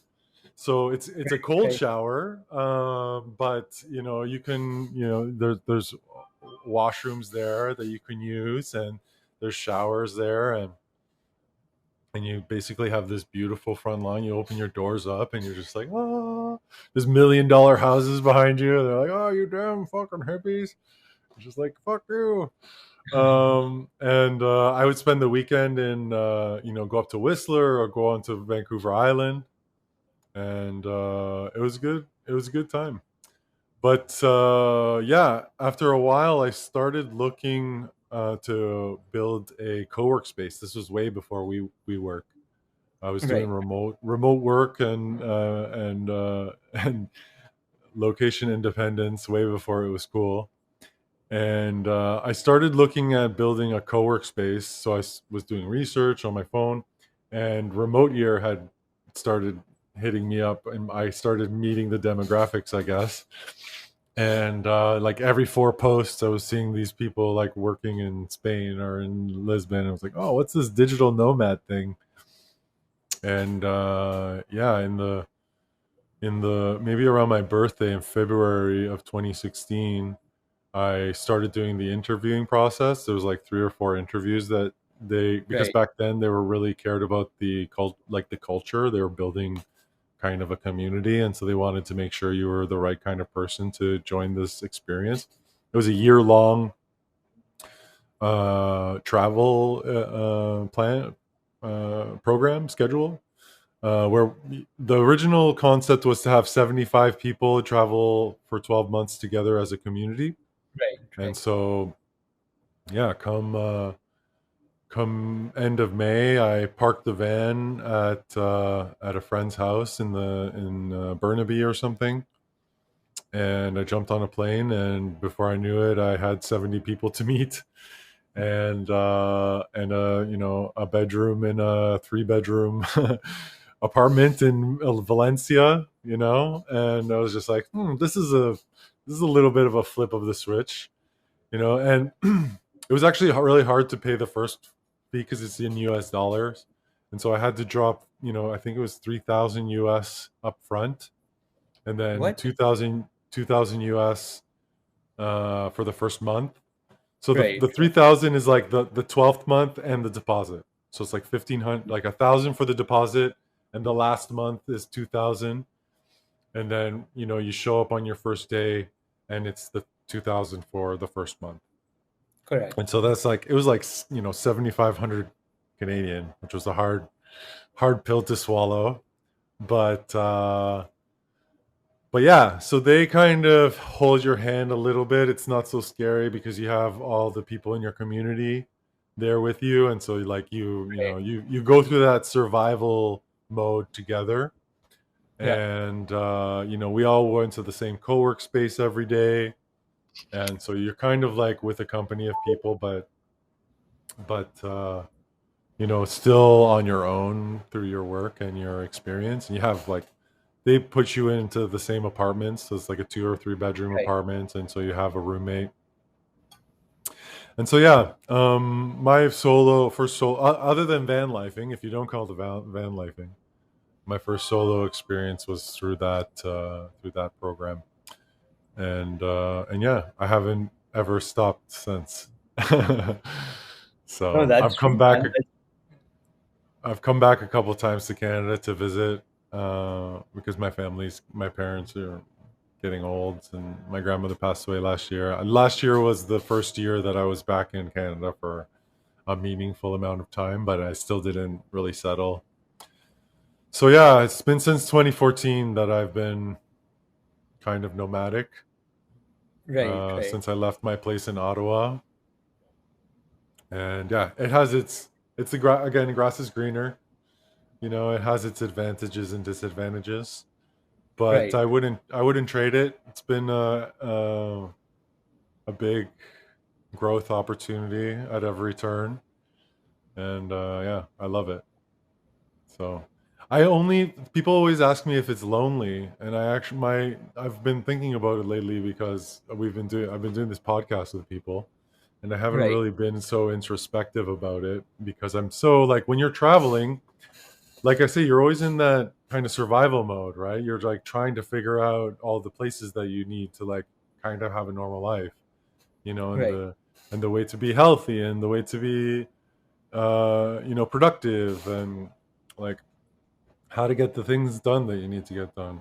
And I don't really spend a lot of time ruminating on those negative emotions like anxiety and depression, because I'm in action mode all the time. I'm like Correct. looking Correct. for things to help me live life in a normal way, And so I Right. don't feel anxiety or depression because I'm always in action.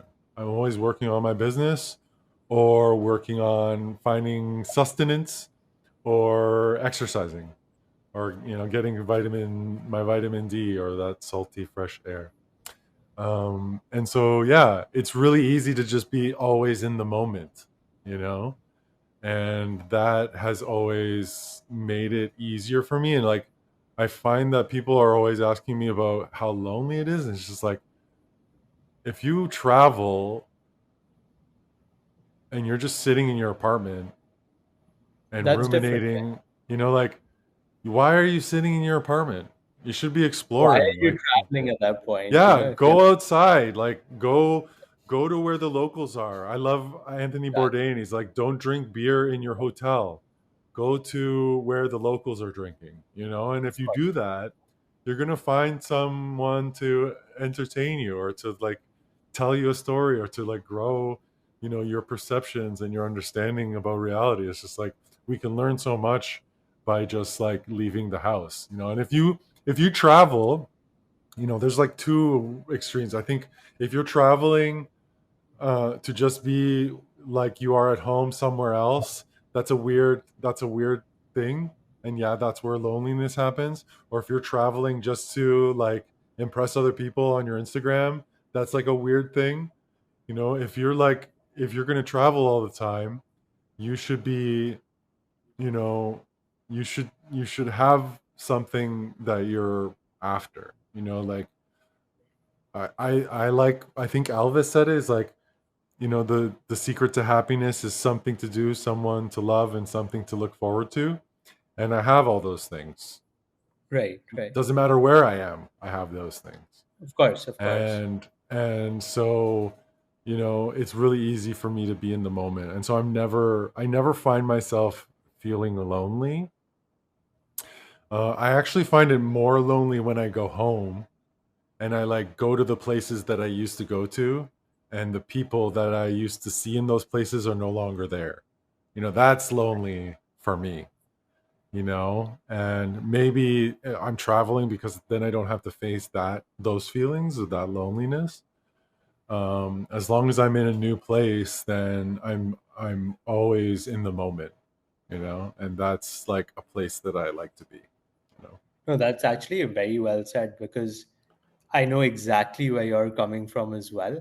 I don't think I've personally cracked that aspect of always being in the moment because I'm still learning even from a business point of view. Yes, like I've had good jobs and stuff in the past, but like when you have your business, it changes Hmm. drastically. So having like that side of sustenance is something I'm trying to figure out, and then balancing health. And when you're younger, you Hmm. feel like health can take a back step, but Yeah, you can do it later. No, it's like. exactly. The older I'm trying to, or the older I'm getting, having gone through like a double slip disc as well already at my age, Mhm. is it's not fun. So Yeah. like I see your point, of how like it's important to kind of stay in the moment and focus on these things that come your way. But also when it comes to loneliness, one of the things that you mentioned, and it ties really well with the aspect about Instagram that you spoke about before. I think in today's day and age, everyone, even when they're traveling, is stuck to their phone, Hmm. whether be it recording content, whether be it uh, like talking to someone else, whether be it Hmm. like on your phone, like on Instagram or on Yeah. TikTok, to figure things out. So even when I'm traveling, I make sure that when I'm traveling, I'll get an eSIM with the least amount of data. Yeah. Yeah. So I only use the data where I need to. Yeah. And where I don't need to, like you kind of keep it away. And then Yeah. once you kind of start enjoying the place, right? Like when you're going to places, like if you're, let's say, if you're in Valencia, right? Like Valencia has so many festivals, like the tomato Hmm. festival happens actually happening day after, Hmm. funny enough, in Valencia. So if you're in your home drinking alcohol and not doing anything, you Yeah. obviously will feel lonely. But You're if you're missing going, out. exactly, you have to see what the locals are doing.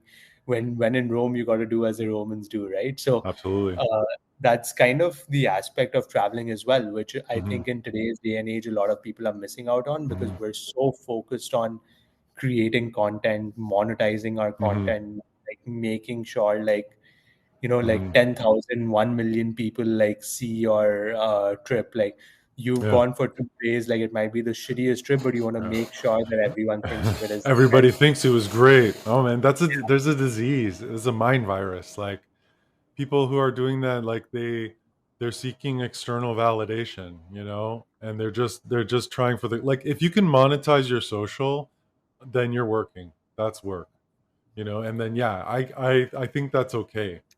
But if you're just doing it so that other people can see that your life is better than theirs because you can travel and they can't, then that's toxic. There's something horrible going on inside of you if that's why you're doing it. And I keep my phone. If I don't need my, like, I'm in a small town, I'm not going to get lost, right, and right, like I use that time of going to the beach to disconnect. I don't need to have my headphones in, my music on. I'm not going to need my map. Nobody's going to text me in the hour that I'm away from my phone. And so yeah, I'll just straight up not bring it.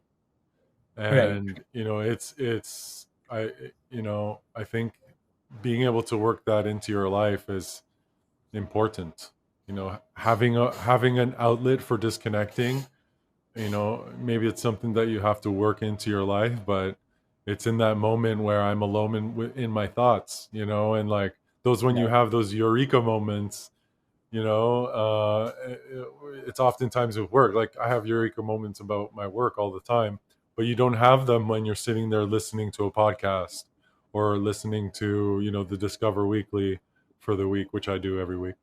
Um, Right, right. but uh, but yeah, uh, yeah, I'm getting older. I think maybe that's what makes it easier, because you go through all that.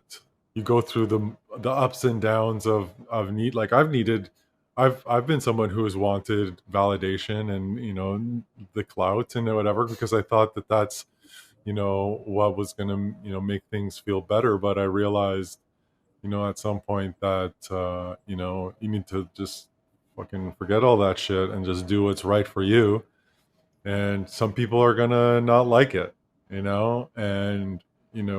but it's if it's the best thing for you, there's a time when you're someone who's growing. There's a period where you outgrow all the things that you knew, and you have to like make space for the things that are coming to you. And you're gonna find new people that are doing the things that you're doing, and you're like growing into those people. And as long as you're still carrying around this old group, then you're never gonna really get into that new version of yourself that you're becoming. Agreed, agreed. and And and and you can't do that when you're sitting there tied to your phone. Like, you need to join the world. You need to not be plugged in. You need to be open to new interactions. Like, one of my things now is I try and talk to one person that I don't know every day. I try and strike up a conversation with like one that's person really per day. And it's really easy once you start. It's scary at first, you know but actually having the dog makes it really easy, because his owner is a woman, and so he's going up to every woman. He's like, "Are you my mommy?" And so I have to, I have like kind of an easy icebreaker with them because of him. So that's good. That's forcing me go through all kinds of self-conscious bullshit, which right. I don't care about anymore. But yeah, like if I'm somewhere and I'm reading a book and there's somebody else close by reading a book, like, you just like, how's the book? And you can get into the whole life story after a simple question like, how's the book? And once you realize that, meeting people is that easy, you never know who you're going to run into, and sometimes when you're crossing paths with people in the world, like, you never know who is going to be somebody that can change your life, you know. And if you're just sitting there in your head, I'm getting a little emotional, actually, thinking about it. If you're just sitting there in your headphones or looking down at your phone or taking pictures on Instagram, it's like you're robbing yourself of not just the experience in that moment, but the potential futures. There's like every day there's a million futures that you can be at the doorway of, and all it takes is you just being present, and not thinking about those people who are giving you likes, or those people who you're seeking validation from. If you Right. can find a way to save space in your life for the things that you don't know yet, a lot of things are possible. No, you're absolutely correct in that regard. And it goes back to this couple of fantastic things, right? Like, my brother met his wife at a hostel.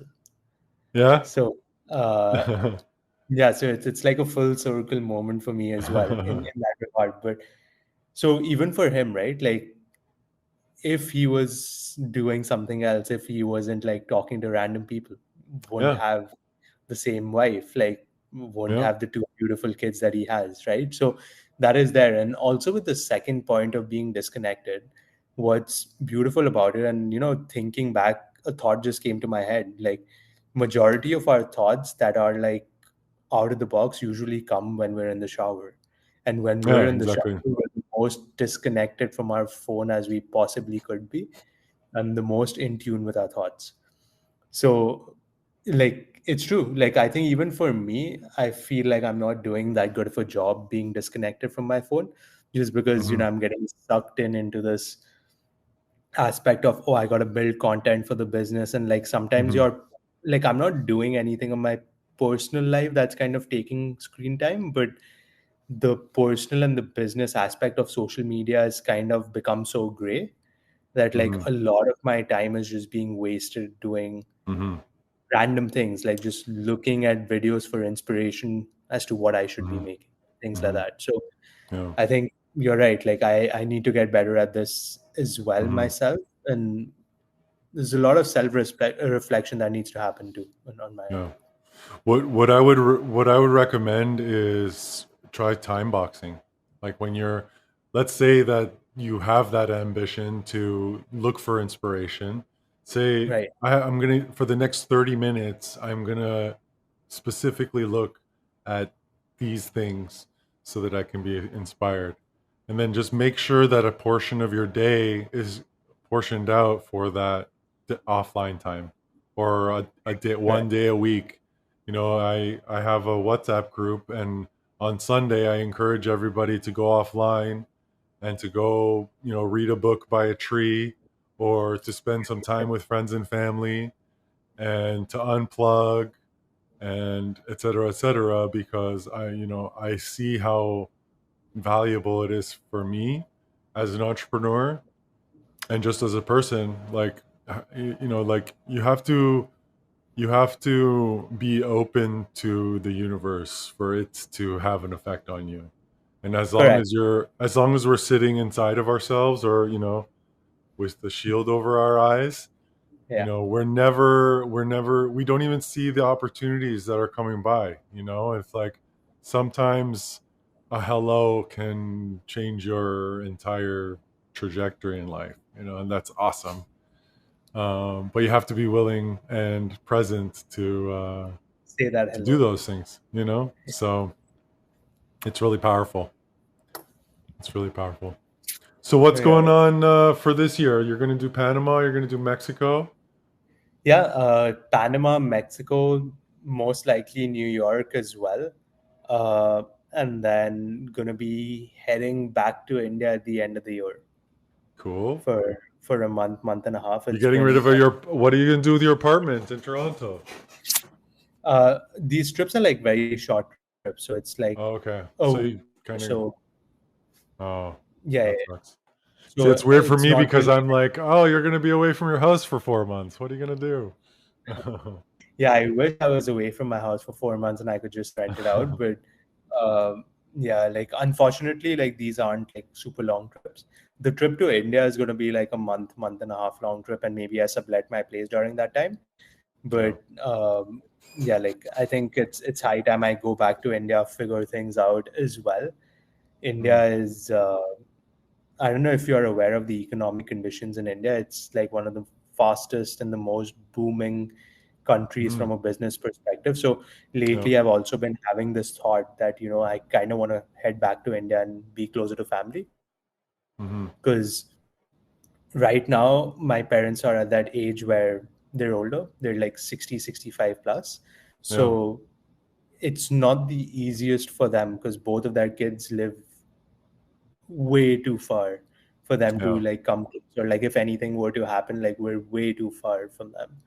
So from my point of view as well, like my goal is to be closer to them, so in the future, like you can be there whenever they need you as well. Yeah. So yeah. Whereabouts in India is So home? they're in Kolkata. It's on the eastern side of India. So if you're aware Okay. of where Bangladesh is, Mm-hmm. Mm-hmm. so it's the city in India that adjoins Bangladesh, is the city that my family lives in. Mm-hmm. It's right where the Bay of Bengal is, if you're Okay. aware of that geographically. Well, no, not by name. I'm gonna look now though. Yeah, so Cool, man. yeah, I've yeah, always wanted to go to India.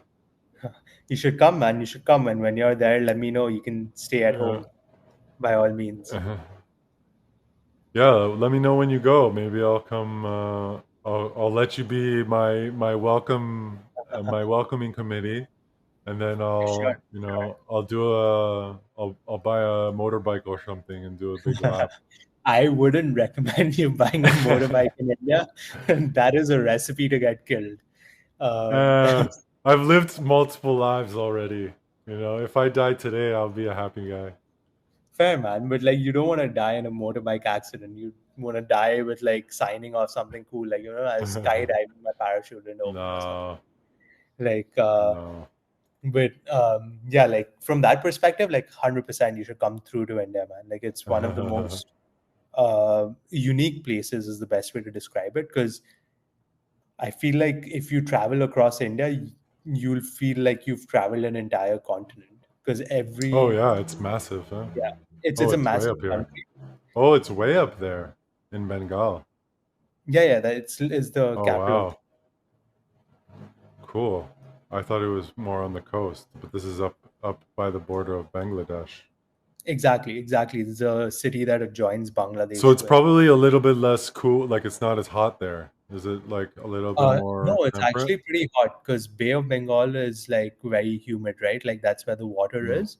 So during the winter time, it'll go to like 10, 11 degrees at the lowest. And then the summertime, it's going to be like 40, 42 degrees. Mm. So the summer is the month I would highly recommend you avoid, because when you're there, like there are situations where, let's say you leave the building and you're headed to your car and your car is like 15 meters away, and by the time you sit in your car, you're drenched, Oh because that's God. how hot it is. And it's not like the dry hot like you get in Toronto, where it's hot so you feel hot, Mm. but it's not like humid hot. India is humid hot, and like Kolkata is like fucking humid hot. So you go out like and you're like, you feel like you've just showered in your own sweat. It's just bad from that perspective. Yeah. So Well, that's kind of what Nicaragua's like, bro. You oh yeah. know? So it's like sticky, right? Like, that's the best way to Yeah. describe it. So yeah, Nicaragua, Central America is similar, right? Because it's close to the equator. Yeah. Because Nicaragua and India are in the similar frame of like how close it is to the equator, if you think about it. So yeah, like that's kind of the same vibe. If yeah, if that adds up. But even from a business perspective, right? Like India's the country to be at, Yeah. because all the businesses, all the money is in India, everything is in India. So there's a high motivational drive on my end to kind of explore maybe moving Mhm. back to India at It's a one point. massive market. It's True. bigger than Canada. It's bigger than Canada. You can have Canadian clients. Like you don't need to be in Canada to have Agreed. your North American The clients, and the you can get city I people build. It costs a lot less to build it there than to build it in Canada. correct. The city I live in India is bigger than Canada from a population. I'm not even Yeah. joking. Like, I think the No, I believe population of you. Canada is 36 point something million. The city I live in, Kolkata, is like very similar to that. And if you look at the province West Bengal, I think that's 90 million people. Yeah, So, I'm trying to find here. Why is there not a link to the wiki? It should just link straight to the wiki. population of Kolkata. Google will tell me. Yes. So, the of Kolkata is 15 million as of 2020, which I don't think is accurate anymore. But if you look at population of West Bengal, 2023, the mega city. It says 6 million. yeah, it's wild. So the current estimated population is approximately 10.42 crores, which is 104 million people in West Bengal, which is wild. If you think about it, the province I live in is three times the size of Canada from a population Yeah. perspective. So the You're market is, checking for West. You're checking the whole province of West Bengal. yeah, because Kolkata is like a city in the province, right? So Mhm. Cool. yeah, it's How? When did you live there? I guess 2019. You were going to school there. You graduated. no. Where So did you go to school? I went to UBC in Vancouver, so that's why I know Spanish Oh, banks, okay. Oh, okay. because Yeah. UBC is right next to Spanish banks used to be my running track, believe it or not. Yeah. So I used to Yeah. come from the back area, run all the way down to exactly where all the vans were parked. So Maybe I was there. No, I was already gone. I was already You gone by said then. 2016, 17, right? Yeah. Yeah, I was there at that time because my Oh shit, man! university was You're running right past my van. You're one of the guys. Get out of here, you damn hippie. because That's funny, bro. I used to it spend every Sunday at Wreck Beach. That was my oh every Sunday. man, I'm telling Those you, we those are my people.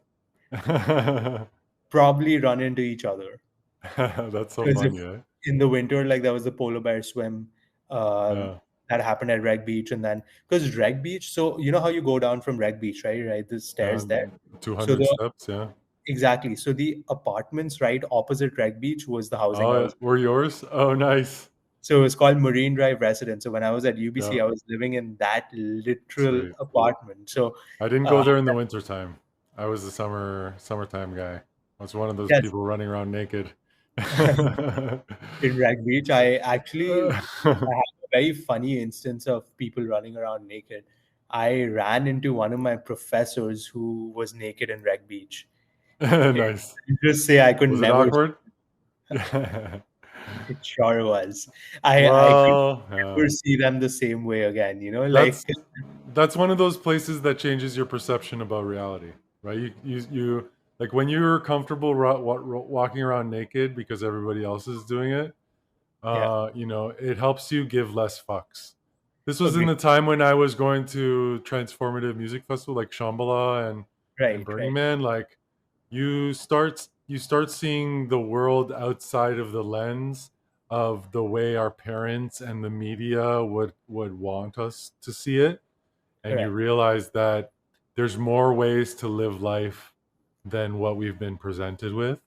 And that totally paved the way for me living in a van and me traveling the world and never looking back. So, you know, No, that absolutely those, makes sense. And also the other thing I've seen, and I don't know if you realize this along your travels as well, is in Vancouver specifically, people are just a lot more open than they are in Toronto to mhm, so many things, right? Like even things like Reg Beach, mhm. things like the music festivals. It's just more laid back. People It's are, different. The people are yeah, different for sure. people There's a are different. West Coast culture in all of North America. There's a West Coast culture, and Correct, I think correct, it's just being closer to nature and close to the sea. I think that just breeds a different kind of person. And another thing that's unique about Vancouver is that it's very transient. You have a lot of people who are just there for a couple years, correct. and all those people, like as soon as they get a taste for that different culture, they just like go all in, and all of a sudden they're joggers, or they're, wooks as we call them. They're just like dressing like they, what are the pants, uh like in Southeast Asia, you wear these pants. They're just like very All thin material. the What do you Thailand call ones, them? the pajamas. Yeah. Well, what would I call them? I have a name for them, but I can't think of them right now. But yeah, Oh, you I know just like what they're talking you about. just The one. start dressing completely different, and like, you become somebody that you've never been before. And your parents are like, "Oh, what happened to you? The West Coast has changed you." But I think it's like when people realize that life can be, whatever they make it out to be, it's just like it changes you as a person. And people Agreed. who live in Vancouver and never been anywhere else, they're just as liable to suffer that same fate, right? Because we're all programmed by television and Hollywood and what our parents say, and the rules that they impose on us. And it's like if you never become a person who can like break those rules and like live your Right. own way, then you just kind of become a really curmudgeon-y old, you know fart. You just live to pay rent, and everything you spend money on is so that you can make money so that you can pay your rent. You buy a car, you buy all this nice clothes so that you can go to the office and you can work for 8 hours for somebody else's dream so that you can afford your house. Correct. It's just like this vicious cycle that people get stuck in, and they never actually live, you Yeah. know? Well, I And feel you, but like it's a even disease. the issue is like in today's day and age, like success is so different, right? Like even from my perspective, like for you, like, you've been part of so many things, you've lived life in so many different ways, you've seen a lot of different things. But like, for example, like in my head, I'm like, to be successful, you need to make like X amount of money, or like you have to Hmm. do XYZ, or you need to like Hmm. really kill it in like this specific space or whatever it is, right? So what's happened is there are so many like people trying to do the same thing, and like this definition of success is becoming narrower Hmm. and narrower, where like people who make money, people who are like killing it in their job is what success has come down to, and not necessarily like people who are living a Hmm. fulfilling life. Well, there's a difference between wealth and success. And Agreed. to be wealthy, there's 8 things that you have to be successful in. And I think a lot of people are just super focused on one of those kinds of success, which is making money. But there's success in social relationships. There's success in control of your time. There's success in agency. There's success in, in all these other ways. And I think Hollywood, there's success in romantic relationships, in personal relationships, and we really get like programmed to think that all those other things will come once we have money. And so Correct. we get stuck into this idea that we have to, chase the money. And in doing so, we abandon all the other ways that you need to be successful to actually have wealth. Because wealth isn't just about money and cars and houses. Wealth is about having relationships and experiences and control over your time and happiness. And like you can't have any of those things if you're just chasing money all the time. Correct. No, that Because makes sense. yeah, Wow, that's fair, man. yeah.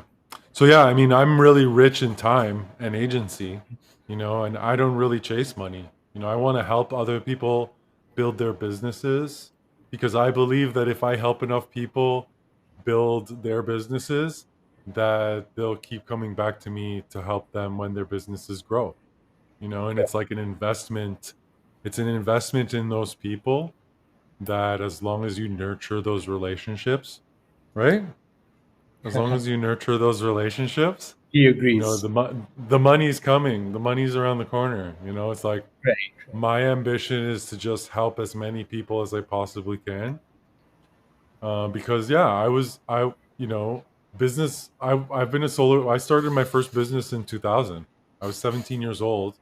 Me and my friends were in a band, and we would do shows for the elementary school dances. When you have a graduation dance or whatever, they would do two sets of 30 minutes of music, and in between, I would be the DJ. I was a DJ at 17 years old, Wait, no way. and we would make $250, $50 each. And once we did one, like we were a shoe in for the rest of them. Like there are 8 or 10 schools in the board, and so we got like for 2 or 3 years we would get all these. We would have 10 shows per year. It Wow. was all it was all seasonal. It's the end of the year. Maybe we'd get a spring break dance, or like a welcome back dance or something like that. But yeah, we were just like the default entertainment for the elementary schools, and they would give us a playlist of songs, and I would just download them, and we would we'd entertain these young adults.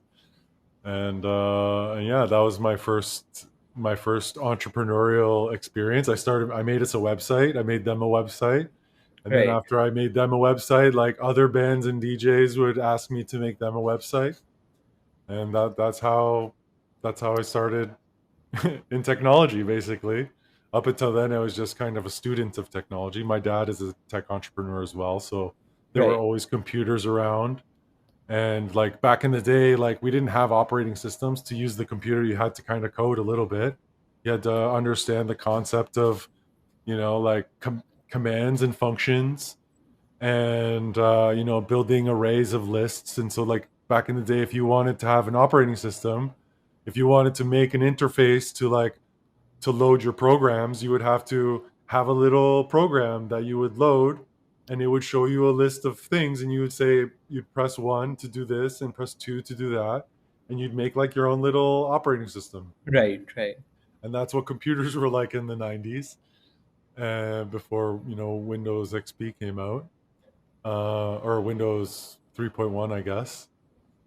And then yeah, by the time I was 17, I was like making websites better than most graduates, right, because I was doing it for fun. I was using Photoshop and Illustrator to make my websites, and I would cut it up inside of Photoshop, and then I would take the HTML and I would form the HTML because I knew HTML by then. And so I was making websites better than most professionals were, as a teenager. And so I went into post-secondary. Basically I could have taught my first year of school, because the teachers were kind of, they were kind of not good either at the time. right, right, And yeah, I was making money in the industry before I'd even gone into post-secondary, much less during post-secondary. I didn't even feel like I needed post-secondary. I was just doing this for my parents. right, right, And so and so yeah, I didn't take school super seriously because my philosophy about school is like, or post-secondary, specifically university, it's about university is there to teach you how to teach yourself, and I was going into university already teaching myself the things I needed to know. I already had the curiosity, I had access to the knowledge. There were, I didn't have the network. Like, university is also about building your network and finding like-minded people. And I wish I had understood that then. I didn't really have a community mindset, but I had people around me who I could ask questions and understand things that were beyond me, correct, which is something else that school is for. Because I had my dad and I had his peers, right? I could be a little inquisitive kid about, oh, why, but why? I want to do this. Why doesn't it work? And right, they would just laugh at me and be like, oh, you forgot the curly brace. You have to add a scope to this, And I'm like, oh, well, I'm 7 years old. Fuck off. So yeah, I mean, I learned a lot of things the hard way, but it was always like as a student of those things, and so it's just been a lifelong pursuit of asking the right questions and finding the answers, and after doing that for 20 years, you have some really great learnings that right. back your decisions making, and it gets you chief roles, and yeah, so yeah, it's been a journey. So the last 10 minutes, buddy, you want to drop your socials?